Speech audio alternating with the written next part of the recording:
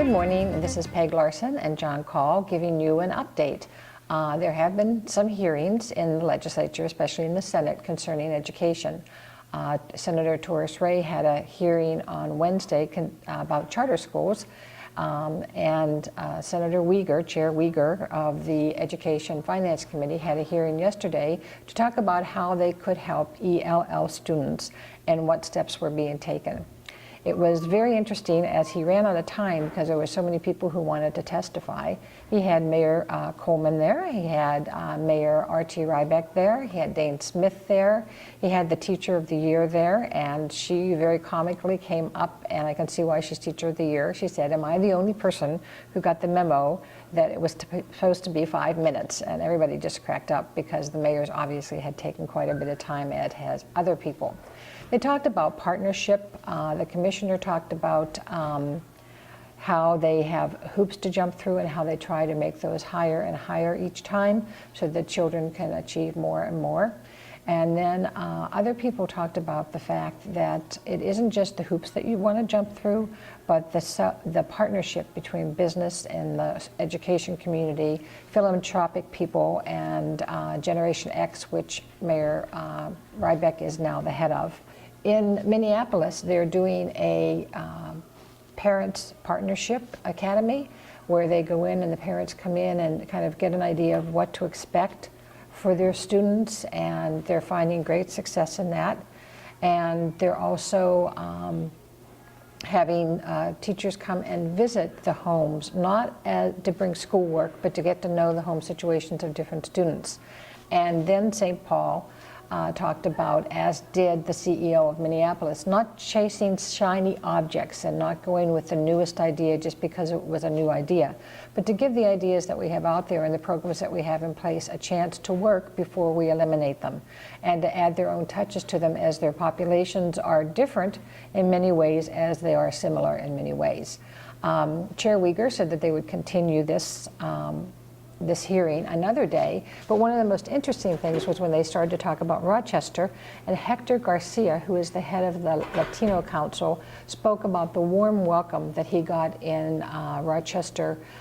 He said, you know, Mayo brings in many high-level Latinos as there is a large Latino population. Working with Superintendent Munoz and other people, business people in the community, to try to give the Latino students a birth to grave education and keep them achieving to the best of their ability.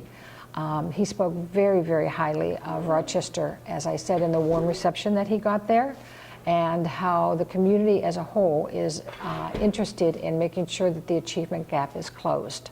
Another thing that occurred yesterday at the Capitol, very interestingly, is I ran into Denise Dietrich, who used to be a state rep, and she is working with the School Board Association, and she was asking me what Rochester was going to do about the Location Equity Index.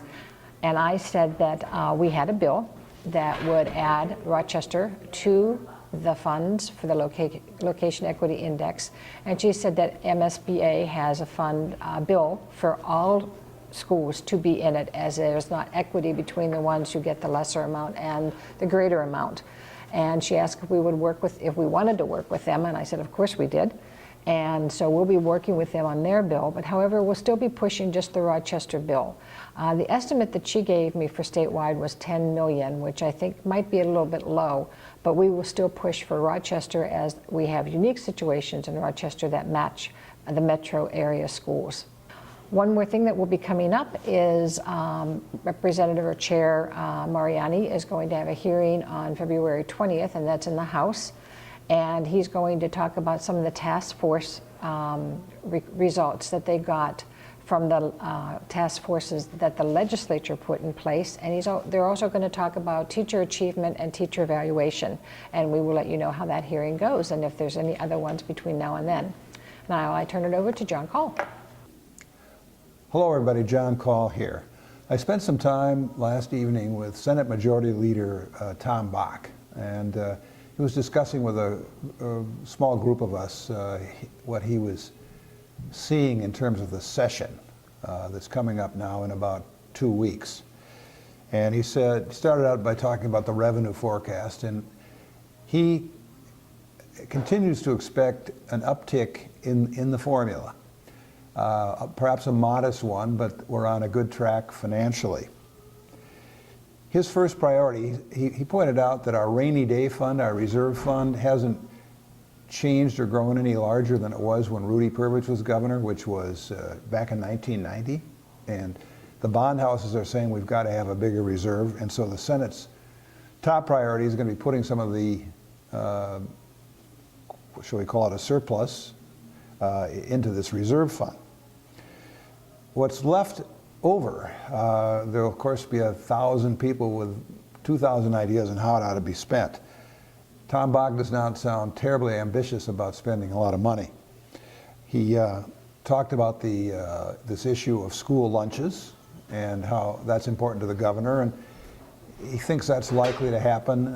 He wonders if the $3.5 million price tag is a little high, so we'll see about that. They're talking about putting $200 to $300 million in cash into transportation and transit around the state.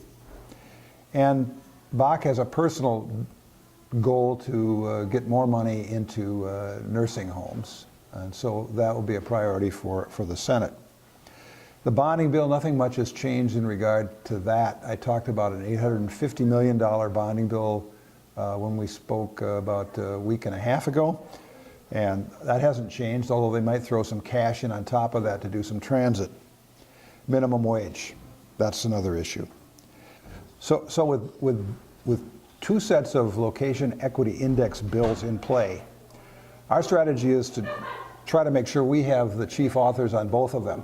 I am a little concerned that the School Board Association is going to be pushing a broader application of it because the price tag will be higher and they're going to be pretty parsimonious with this supplemental money. Kim Norton has agreed to sign both, and Carla has signed already the Rochester specific bill, so we've got a little bit more work to do on that. But if we are in control of the authors, we will be in a much better position to strategize about which route to take, the route that will be most advantageous to Rochester. With that, thank you very much. We'll be talking soon.